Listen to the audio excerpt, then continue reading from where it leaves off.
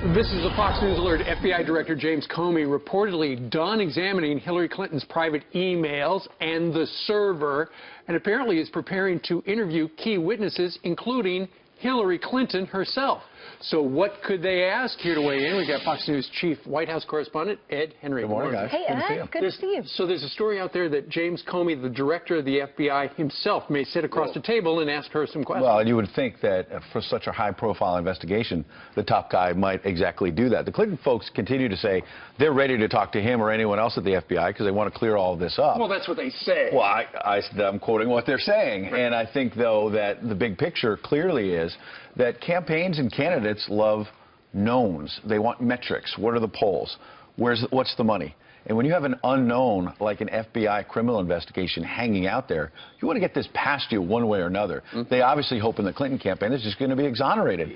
But even if there's not an indictment, if there's a scathing report that says there was, negligence in how you handled classified information, this was a terrible situation, and you've got the FBI screaming and yelling about it, even if there's not an indictment, that's going to be something that hangs over this campaign. It's unbelievable because this would be the #1 story in America if it wasn't for this controversy on the right between the crews, the wives, the interviews over the last... I'd like to bring that up because Hillary Clinton is counting on that whomever is the Republican nominee, that it will be a referendum on them and what they're saying on abortion or on, candidates' wives as opposed to her FBI. What's interesting to me is that my smart cohorts were telling me earlier that... Which one? Were you flexing? Yes, it was. No, seriously, they were telling me that James Comey, the FBI director, will get the information. He'll determine whether or not this was criminal or not, and then he sends the information to the AG.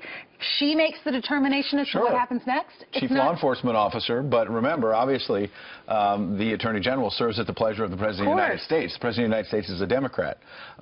Is that going to play a role in all of this? Sure. That's obviously a question. Five contests in a row for Bernie Sanders. They've won. Is number 6 looming in Wisconsin, where he's winning in the latest poll? He's winning. It's within the margin of error, so it's close. I think Hillary Clinton is nervous about New York. This Quinnipiac poll out this morning. Her home state? Her latest home state? Which one? She's up 12, so that's good. She's winning here. But when you've served here for 8 years, and you've been saturating this media market for even longer as First Lady and everything else, to be up 12 is not that comfortable. But, Ed, you saw the story yesterday in the Daily News here in New York about how the system is rigged to Bernie's disadvantage, because even when she loses the contest, he winds up with more, she winds up with more superdelegates. Right. It's so confusing. Right. And the bottom line is that these superdelegates are party bosses, and they're going to go with the one that they think is the winner.